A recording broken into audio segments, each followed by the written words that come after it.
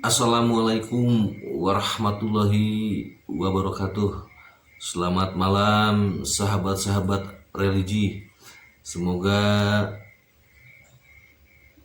kita senantiasa diberikan kesehatan jasmani, rohani, dikuatkan pula keimanan oleh Allah Subhanahu wa taala. Salam sejahtera untuk sahabat-sahabat religi. Semoga keluarga pun diberikan kebarokahan oleh Allah Subhanahu wa taala.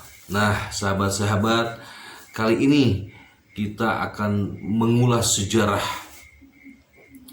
salah satu penyebar agama Islam yang konon katanya beliau masih keturunan Raja Mataram.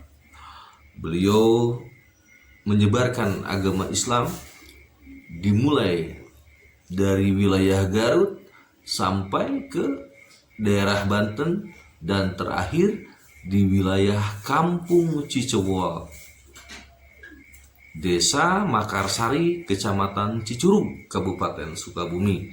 Nah, sahabat-sahabat, beliau memang tidak begitu terpublikasi ya. Nah, kita nanti akan bincang-bincang, ngobrol-ngobrol dengan Pak Ustadz Acep, dan kebetulan beliau salah satu tokoh masyarakat di situ dan beliau paham dan tahu tentang sejarah penyebar agama Islam tersebut. Nah, sahabat-sahabat, nama dari beliau itu adalah Mbah Raden Sainam Sakti. Nah, sahabat-sahabat, lebih lanjutnya kita akan ngobrol nih dengan Pak Ustadz Acep.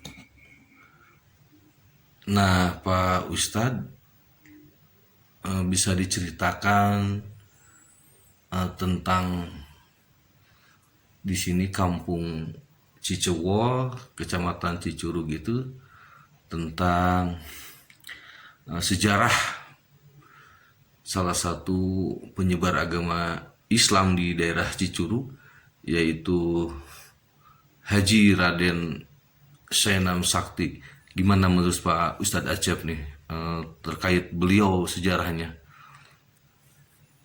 Ya, insya Allah sedikit cerita sejarah dari pembuka wilayah Cicurug Cidahu mungkin ya. Assalamualaikum warahmatullahi wabarakatuh.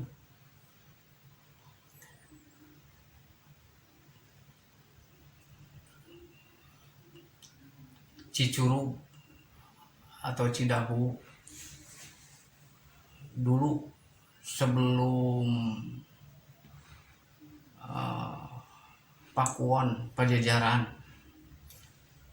musnah, terus diteruskan ke daerah Pandeglang, Banten oleh kerajaan Pajajaran yang dirajai oleh Pucuk Umun. Itu berakhir dari tahun 1579. Setelah berakhir dari tahun 1579, Banten udah dikuasai oleh Kesultanan Banten yang dirajai oleh Sultan Maulana Hasanuddin Banten. Setelah jatuhnya Pajajaran Pakuan, kerajaan Kesultanan Banten dan Demak melalui Kesultanan Mataram Islam, baru pejuang-pejuang yang diperintahkan oleh kesultanan tersebut menyebar ke berbagai wilayah, termasuk di wilayah kampung di sini Cicewol dulu. Kalau Mbah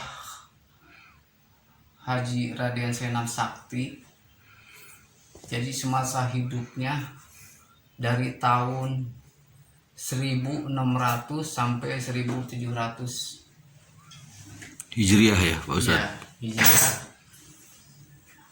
Beliau dulunya, kalau cerita-cerita dari orang tua masih keturunannya itu, beliau waktu itu diperintahkan ke Garut dulu. Setelah di Garut ke Banten lokasinya di Menes. Setelah di Menes itu langsung diperintahkan ke wilayah, bukan Cicewol dulu, itu Gombong di sana. Oh, jadi dulu ini kampung ini namanya bukan Cicewol Pak Ustadz ya? Gombong. Gombong ya. Gombong. Mungkin banyak pohon-pohon Bambu kayak bambu gombong kan. ya. Itu di situ. Kok bisa jadi Cicewol nih, gimana Pak Ustadz nih? Bisa jadi nama kampung Cicewol. Ini menurut orang tua dahulu itu, karena di sini kan ada berbagai orang-orang yang punya keilmuan agama yang benar-benar bisa dijadikan contoh tauladan. Jadi banyak kalau kata Cicewol itu diambil orang-orangnya, taruh di utara, di selatan, barat gitu. Jadi kalau bahasa Indonesianya pada nyomot ya, bahasa Sundanya pada nyomot ya, jadi pada nyubit lah gitu. Bahasa Indonesianya. Dulu di sini terkenalnya Cicewol Padang Ngenyang. Jadi banyak orang-orang yang emang dulu orang-orang ini ya, putranya Raden Mbah Senam Sakti itu banyak yang ngambil justru orang-orang ulama-ulama besar itu dari Banten. Beliau itu emang ini ya, maksudnya dari segi tanah itu kan banyak itu. Tanah beliau itu banyak, makanya bagaimana untuk syiar lebih berkembang di wilayah ini, makanya ngambil guru-guru besar kebanyakan dari Banten. Syiar agama Islam ya? Syiar agamanya dulu. Sebenarnya gini, ini mungkin para disebutkan ahli ibadah yang tersembunyi ya Mbah Senam Sakti. Bahkan di wilayah ini juga belum banyak yang siapa itu Mbah Senam Sakti. Cerita ini sebenarnya ini nggak dimasukin ya, tersembunyi gitu. Jadi ya. tidak terlalu terpublikasi ya Pak Ustadz ya? Terpublikasi, masanya kan nggak ada izin keluarga. Jadi kebanyakan kan dulu nggak begitu. Dulu itu kan kalau ada acara-acara, nyampe sekarang juga masih, kalau ada acara syukuran, mau hajatan atau mau syukuran apa aja lah yang namanya syukuran, termasuk Raja Maulid, sebenarnya kalau tidak ada istilahnya bahasa kalau bidang tawasulah, sebenarnya hadiah Fatihah doang juga sebenarnya itu udah menjadi hormat ke beliau. Makanya kalau misalkan apalagi syukuran hajatan, ada aja gitu, kalau misalkan ada enggak menyebut hadiah tawasul, ada aja keanehan-keanehan ke sohibul hajat, seperti misalkan keracunan. Terus kadang-kadang kalau misalkan salon yang enggak hidup, terus makanan misalkan daging segala macam enggak bisa mateng gitu kan. Sebenarnya itu harusnya menjadikan pelajaran menelaah kita ini harus ada adab lah ya. Menghormati beliau lah, walaupun hanya dengan memberikan doa Al-Fatihah saja sudah senang mungkin beliau ya. Beliau itu pejuang pembuka wilayah, mungkin bukan beliaunya, mungkin keilmuannya dia itu mungkin kan banyak. Kalau orang-orang dulu itu kan masalah ilmu kita belum bisa menerobos sampai sejauh mana keilmuan orang-orang dulu ya. Betul. Jadi seperti itu. Nah Pak Ustadz gini, Mbah Haji Raden Sainam Sakti ini, beliau ada keturunan dari mana nih Pak Ustadz nih? Menurut Pak Ustadz nih, mungkin menurut cerita-cerita orang dulu. Jadi ada menurut kakek atau nenek keturunan beliau gitu. Jadi masih ada keturunan Mataram, ada keturunan mungkin Kesultanan Cirebon ada. Jadi kalau keturunan Mataram mungkin ada saudara dengan Raden Asif mungkin. Yang keturunannya sekarang model di pesantren Al Amin, terus ke Pasir Bentik tuh itu Raden Asif. Kalau misalkan Bahasa Enam Sakti itu punya putra namanya Raden Haji Ahmad Yahya. Beliau punya putra lagi banyak, Haji Dulhami. Yang ini putranya Mama Amsori, pejuang. Berarti ke bahasa Enam itu cicitnya berarti Mama Amsori, pejuang Palagan. Jadi itu sebagai kepala pejuang Palagan yang alhamdulillah waktu itu pemimpin yang dipimpin beliau, yang mengikuti beliau tidak ada korban jiwa. Karena beliau waktu adanya penyerangan di Palagan, sebelum berangkat berjuang, itu diisi dulu semuanya oleh Mama Amsori. Diisi dulu, suruh mandi, diisi, yang alhamdulillah atas izin Allah. Jadi tentara-tentara beliau satu pun tidak ada yang korban. Amin. Alhamdulillah ada. Itu dulu ya waktu zaman pertempuran ya. Itu pertempuran ya, pertempuran itu cicitnya. Cicitnya Mbah Raden Sainam Sakti, siapa tadi Pak Ustadz namanya? Mama Kiai Haji Amsori. Mama Kiai Haji Amsori. Beliau sudah masih ada? Udah nggak ada. Udah wafat. Nah terus Pak Ustadz, Mbah Raden Sainam Sakti ini dimakamkannya nih di kampung apa nih, saya lupa. Di kampung, masih di sini, Kampung Cicuol. Cicuol ya. Yang dulunya itu Gombong, sebenarnya Gombong, jadi hutan Gombong lah, hutan Gombong. Mungkin Pak Ustadz punya sejarah yang lain tentang beliau gitu? Beliau ini sebenarnya kalau kan dulu ini kan karena mungkin pemahaman ilmu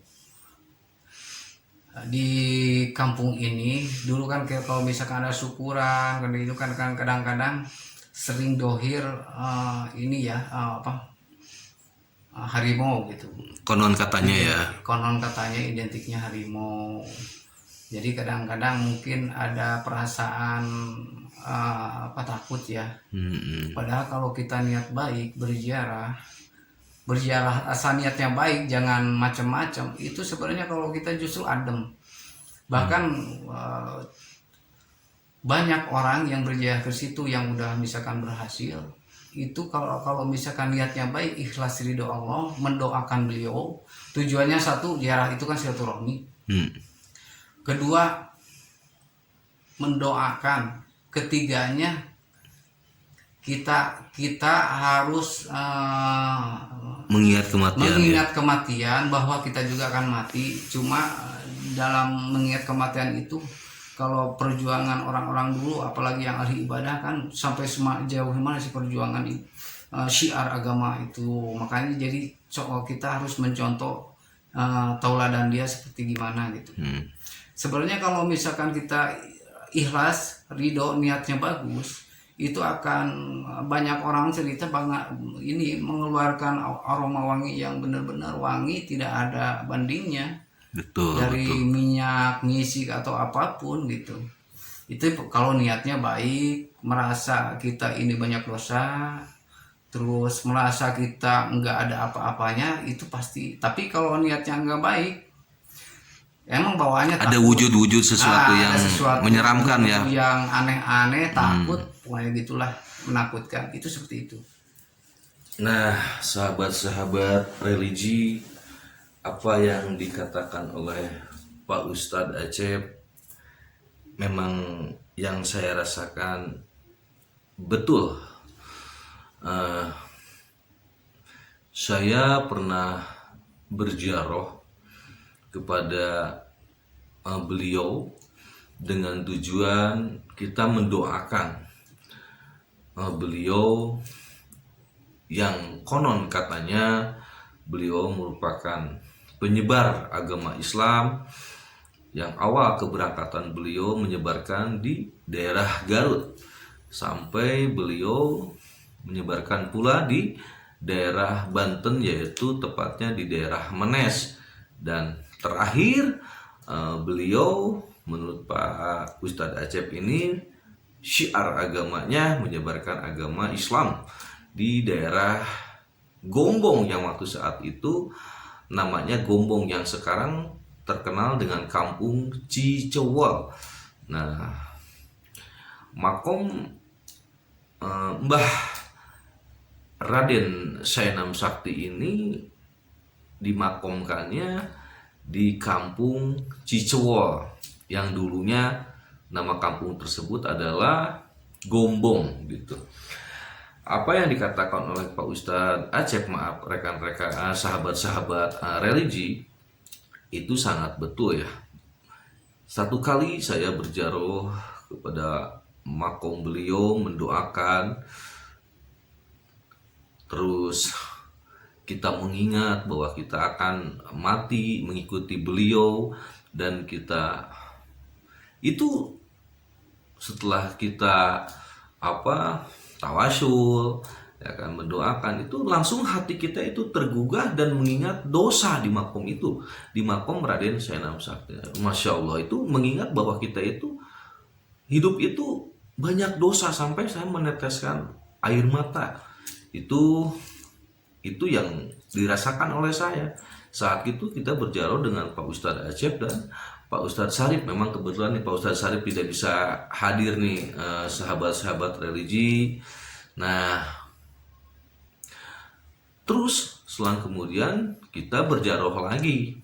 Nah, berziarah lagi, baru selesai bersih-bersih makom beliau, baru kita duduk bertiga. Nah, subhanallah, itu kekuasaan Allah Subhanahu wa Ta'ala, dan menandakan mungkin beliau adalah orang yang soleh, beliau mungkin waliullah yang tidak begitu terpublikasi, ya kan? Itu mengeluarkan wangi yang tidak ada bandingannya Pak Ustadz ya, tidak ada bandingannya. Begitu semerbak dunia ini ya. Begitu semerbak wangi dari ujung telapak kakinya mengeluarkan, sampai saya bertanya ke Pak Ustadz, kirain sudah ada bakar-bakar buhur atau apa, ternyata belum. Itu wanginya betul kata Pak Ustadz tadi, tidak ada yang saya rasakan pun seperti itu, tidak ada di dunia gitu. Subhanallah, Masya Allah. Sampai saya berdiri, akhirnya kita bersolawat kepada Kangjeng Nabi Muhammad SAW, dan kita betul-betul merasa kagum gitu kan, kagum. Ini wangi memang tidak ada di dunia ya Pak Ustadz ya. Sampai saya nggak bisa lah untuk berkata-kata lah. Nah, menurut analisis saya, ini menandakan bahwa Raden Sainam Sakti ini betul-betul orang yang soleh, betul-betul waliullah, seorang penyebar agama Islam. Nah, adapun tadi yang dikatakan oleh Pak Ustadz, ada tanggapan-tanggapan yang tanda kutip dalam artian menyeramkan. Nah, itu tinggal tergantung kita niatnya. Kalau kita niatnya minta-minta yang bukan-bukan, datang ke makom itu niatnya kita tidak mendoakannya menginginkan sesuatu, ya gimana Pak Ustadz? Jadi nantinya bisa dikatakan musyrik. Bisa dikatakan musyrik ya Pak Ustadz ya. Nah terus kesan makom itu juga jadi gimana tuh? Menyeramkan? Ya itu pasti. Kalau yang misalkan mau minta niatnya yang nggak benar ya, yang nggak benar. Nah, tetapi kalau niatnya benar, mendoakan beliau, mengingat kita bahwa kita akan innalillahi, masya Allah, yang saya rasakan tuh sahabat-sahabat betul-betul nyaman, walaupun itu gelap tengah malam, nyaman, tentram, sejuk gitu kan, bersahaja dengan kita, alam juga, ya sangat luar biasa lah. Maaf saya ulangi 2 kali ya, mungkin insya Allah nanti kita akan berjarak lagi biar sahabat-sahabat religi juga tahu bahwa mana sih makomnya. Nah ini nanti sekali lagi untuk sahabat-sahabat religi, kalau misalkan mau berjarak kepada makom beliau, niatkan niatnya yang baik, mendoakan beliau seorang penyebar agama Islam, niatkan kita berdoa dengan ikhlas, dan niatkan juga kita bahwa kita akan mengingat kematian ya Pak Ustadz ya. Nah kebetulan Pak Ustadz ini tokoh di sini, kebetulan beliau juga dekat dengan makom yang Raden Sainam Sakti ini, ya kita datang ke Pak Ustadz ini, beliau lebih paham gitu kan tentang sejarah daripada Raden Sainam Sakti tersebut. Nah sahabat-sahabat, nanti kita akan berjarak insya Allah, kalau Allah mengizinkan kita akan berjarak ke sana, kita akan mendoakan beliau. Mudah-mudahan kita juga sebagai umat Islam mengingat bahwa kita akan meninggalkan dunia hanya sementara. Kita mengingat bahwa kita akan innalillahi wa inna ilaihi rajiun. Gitu Pak Ustadz ya, nanti insya Allah kita akan berjarah kepada makom Raden Sainam Sakti, sahabat-sahabat. Nah sahabat-sahabat, kita akan melangkah kepada makom Mbah Raden Sainam Sakti, dimulai jam 11 sekarang, tepatnya jam 11 malam. Kira-kira berapa meter Pak Ustadz kita melangkah sampai ke makom beliau? Ada 100 meteran. 100 meter ya. Oke sahabat-sahabat ya, saya minta doanya dari sahabat-sahabat religi, semoga saya beserta Pak Ustadz untuk mendoakan beliau ada ridhonya Allah Subhanahu wa Ta'ala. Sahabat, kita menuju makom Raden Sainam Sakti bersama Pak Ustadz Acep. Menurut Pak Ustadz Acep ini, saya pun pernah ya diperkirakan pernah berjaroh ya kepada beliau sebanyak 2 kali.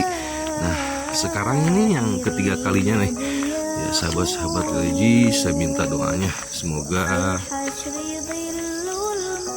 saya selamat dan diridhoi oleh Allah Subhanahu wa Ta'ala, dan beliau yang kita doakan semoga menjadi ahli surga. Apalagi beliau merupakan tokoh penyebar agama Islam dan beliau merupakan waliullah.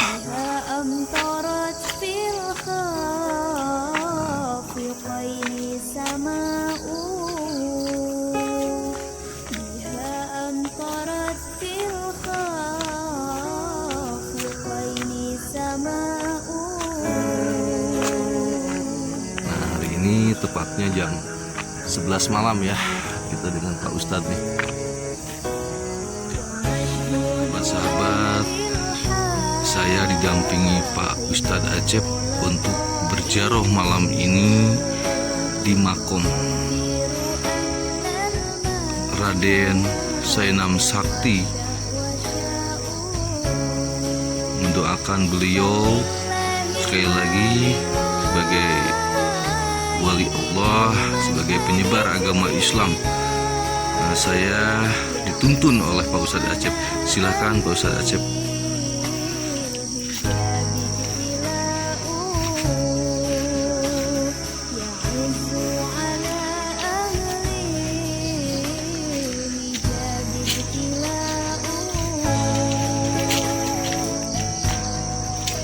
Disinilah makom Raden Sainam Sakti dimakomkan. Beliau adalah penyebar agama Islam yang tidak begitu terpublikasi.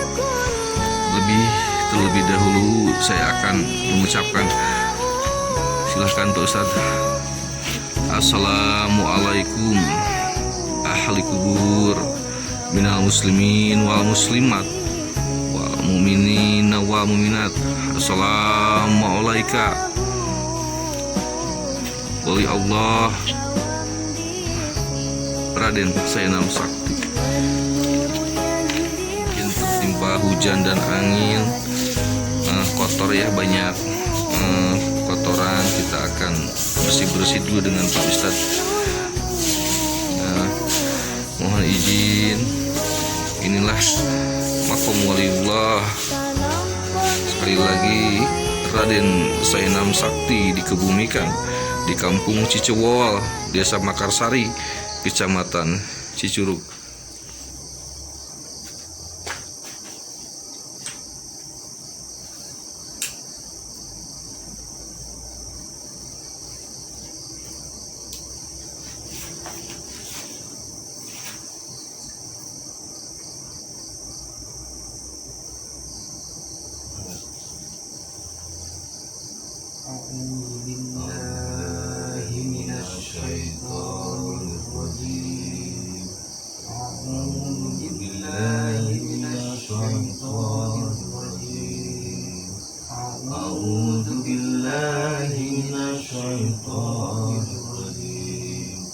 Bismillahirrahmanirrahim. Bismillahirrahmanirrahim. Bismillahirrahmanirrahim. Alhamdulillah wa syukurillah sahabat-sahabat religi, kita sudah selesai berjaroh mendoakan beliau, semoga beliau menjadi ahli surga. Nah, gimana untuk ada pesan mungkin Pak Ustadz Acep untuk sahabat-sahabat religi? Alhamdulillah wa syukurillah, dengan rahmat Allah mudah-mudahan kita semua dan semua yang kita doakan dapat syafaat Rasulillahi Muhammadin Sallallahu alaihi wasallam. Amin ya Allah. Alhamdulillah, dengan ziarah kubur mendoakan ahli-ahli ibadah, mudah-mudahan dengan silaturahim dan mendoakan beliau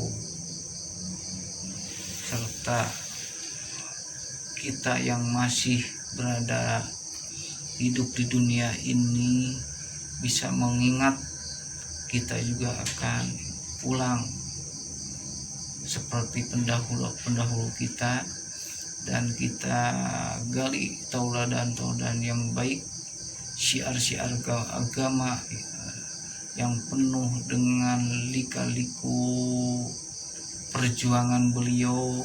Kita jadikan contoh tauladan untuk kita yang masih hidup.